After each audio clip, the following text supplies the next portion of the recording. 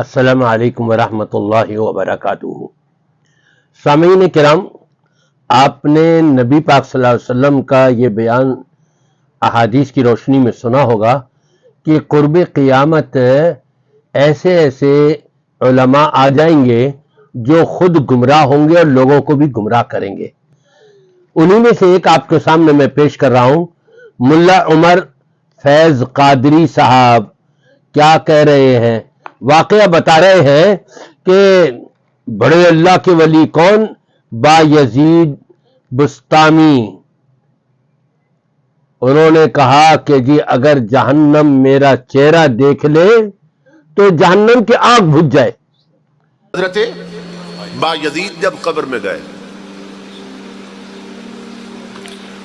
یہ وہ ہستی ہیں کہ جن کا ارشاد ہے کہ لو رأتنی جہنم لخمدت۔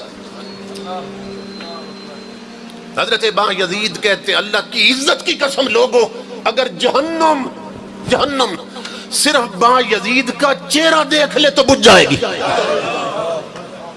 انا للہ و انا الیہ راجعون۔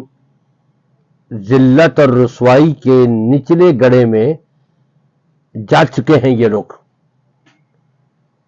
قرآن میں اور نبی کے فرمان میں تو یہ تعلیم دی جا رہی ہے کہ آگ بھڑک رہی ہے اور زیادہ، اور یہاں تک حدیث پاک میں آیا ہے کہ آگ 1000 سال تک بھڑکائی گئی، اور صرف اسی پر بس نہیں کیا گیا، مزید 1000 سال، پھر مزید 1000 سال، جو 3000 سال تک فرشتے آگ کو دہکا رہے ہو، بھڑکا رہے ہو، بڑھا رہے ہو، وہ با یزید بسطامی کا چہرہ دیکھ کے بجھ جائے گی؟ عقل میں بھی آنے والی بات نہیں۔ وہاں تو فرمایا کہ وقودها الناس والحجارہ، یہ انسان ہی تو ایندھن ہوں گے اس کے۔ وہاں اگر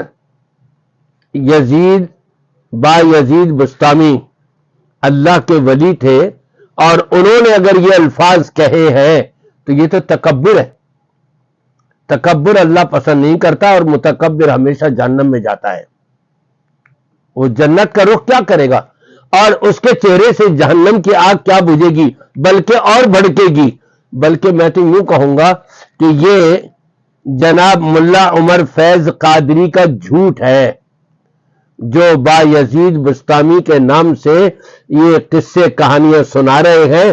یہ قصہ کہانی بالکل غلط ہے اور جھوٹ ہے، اور اس کا حقیقت سے کوئی تعلق ہی نہیں ہے۔ اگر ایسا ہے تو کم از کم یہ ریفرنس تو دیں۔ نہیں، کوئی ریفرنس نہیں ہوتا۔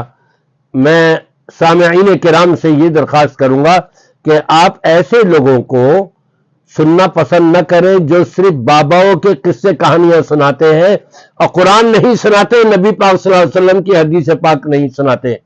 یہ ہدایت سے دور جا چکے ہیں، گمراہی میں پڑے ہوئے ہیں۔